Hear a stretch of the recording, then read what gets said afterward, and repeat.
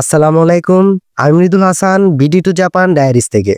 তো আজকে আমি আপনাদের জন্য অনেক ইম্পর্টেন্ট একটা ভিডিও নিয়ে হাজির হয়েছি। আজকের এই ভিডিওতে আমি আপনাদের সাথে শেয়ার করব কিভাবে শুধুমাত্র 3 মাসে বাসায় বসে জিএলপিটি N5 লেভেল কমপ্লিট করা সম্ভব। হ্যাঁ, আপনারা ঠিকই শুনছেন। আপনারা কিন্তু চাইলেই বাসায় বসে জিএলপিটি N5 লেভেলের প্রস্তুতি নিতে পারেন। তো আজকের এই ভিডিওতে আমি আপনাদেরকে জিএলপিটি N5 লেভেল শেষ করার জন্য যা দরকার, রুটিন, বিভিন্ন পিডিএফ, রিসোর্স প্লাস অ্যাপস, যা লাগে সবকিছু আজকের এই ভিডিওতে দিয়ে দেওয়ার চেষ্টা করব। অনেকেই আছেন যারা জাপানিজ ভাষার বেসিক কিছুই জানেন না, জাপানিজ ভাষায় কি পড়তে হয় কিছুই জানেন না। তাদের জন্য আমার পরামর্শ থাকবে আমার পূর্ববর্তী ভিডিওটি দেখে আসার জন্য, কেননা সেখানে আমি জিএলপিটি N5 এর জন্য কি পড়তে হয়, কিভাবে পরীক্ষা দিতে হয়, পরীক্ষায় কি আসে, কোথায় হয়, কিভাবে হয়, সবকিছু আমি এক্সপ্লেন করেছি। তো আপনাদের কাছে অনুরোধ থাকবে আগের ভিডিওটি অবশ্যই দেখে আসবেন। তো আমরা 3 মাসে টোটাল 12টি সপ্তাহে কিভাবে কি পড়বো এগুলো বিষয় নিয়ে আলোচনা করব। প্রথম ও দ্বিতীয় সপ্তাহে আমরা হিরাগানা ও কাতাকানা ভালোভাবে শিখব। হিরাগানা ও কাতাকানার মৌলিক, কম্পাউন্ড, মডিফাইড 3 ধরনেরই যতগুলো বর্ণ আছে সবগুলো ভালোভাবে শিখব। আমরা যেন হিরাগানা ও কাতাকানার বর্ণগুলো দেখে বুঝতে পারি এবং সঠিকভাবে উচ্চারণ করি, সেভাবেই কিন্তু শিখব। আমরা জানি জাপানিজ বর্ণমালা 3 ধরনের: হিরাগানা, কাতাকানা, কানজি। তো হিরাগানা ও কাতাকানা আমরা প্রথমেই শিখে নেব এবং কানজি আমরা শেষের দিকে ধীরে শিখে ফেলব। প্রতিদিন 2 থেকে 3 ঘন্টা সময় দিলেই কিন্তু এই টাস্ক খুব সহজেই কমপ্লিট করা পসিবল।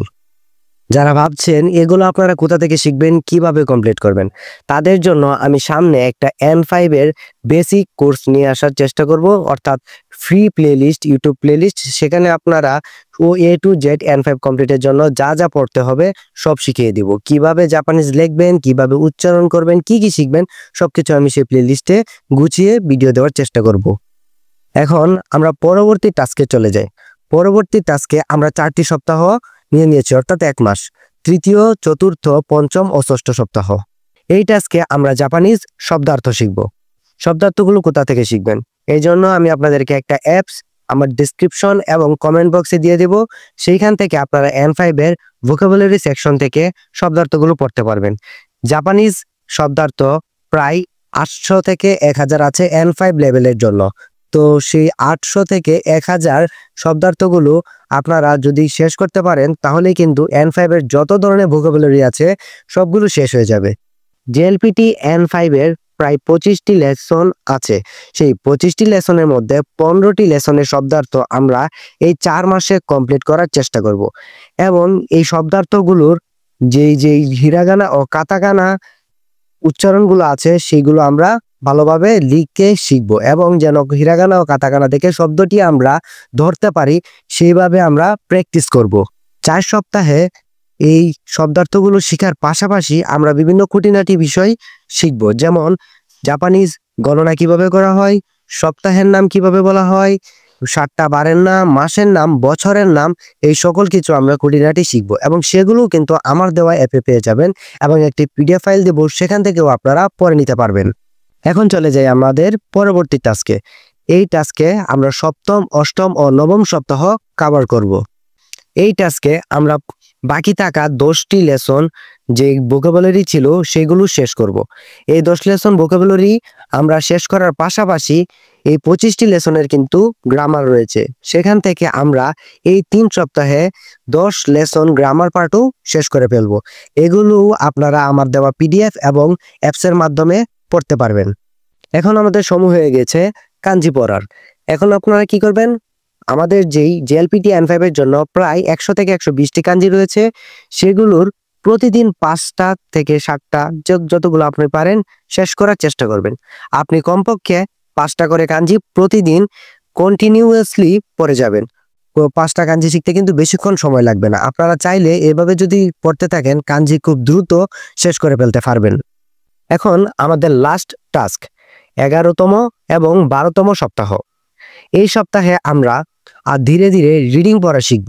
জাপানিজ টেক্সট বুক থেকে আমরা রিডিং পড়ার ট্রাই করব।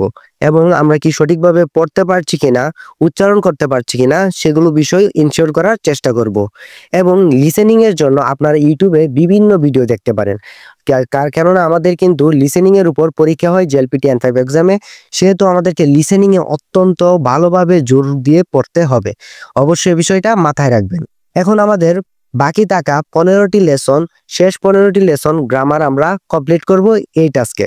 এবং আমাদের যদি কয়েকটা কাঞ্জি বাকি থাকে তাহলে এই লেসনে আমরা খুব অনায়াসে সেই লেসনগুলো শেষ করতে পারবো। এখন সর্বশেষ উপদেশ হলো আমার, যে আমরা জেএলপিটি এন 5 এর মক টেস্ট দেব। আপনারা জানেন যে কোনো পরীক্ষার জন্য আগে সেই পরীক্ষার একটা প্রিপারেশন আমাদের বিল্ড আপ করতে হলে বেশি বেশি করে নমুনা পরীক্ষা দিতে হয়। তো জেএলপিটি মক টেস্টের মাধ্যমে আপনারা জেএলপিটি এক্সামের অনুসারে পরীক্ষা দেওয়ার মাধ্যমে আপনারা কিন্তু একদম ক্লিয়ার হয়ে যাবেন যে আপনারা কি ঠিকঠাক এগোচ্ছেন কিনা। এবং এর মধ্যে যদি কোনো সমস্যা থাকে অবশ্যই আমার কমেন্ট বক্সে আপনারা জানাবেন। এবং আমি তো বললামই যে আপনাদের জন্য একটা প্লেলিস্ট তৈরি করছি, সেখান থেকে যদি আপনারা ফলো করেন তাহলে কিন্তু আপনারা 3 মাসে একদম জেএলপিটি এন 5 শেষ করতে পারবেন। জেএলপিটি এন 5 এর জন্য যা যা লাগে তা আমি ডিসক্রিপশন বক্সে এবং কমেন্ট বক্সে পিন করে দেওয়ার চেষ্টা করব, সেখান থেকে আপনারা দেখে নেবেন। তো আজকের এই ভিডিওটি যদি আপনাদের কাছে ভালো লেগে থাকে তাহলে অবশ্যই চ্যানেলটি সাবস্ক্রাইব করে দিবেন এবং পাশে থাকা বেল আইকনটি অন করে দিবেন। ধন্যবাদ।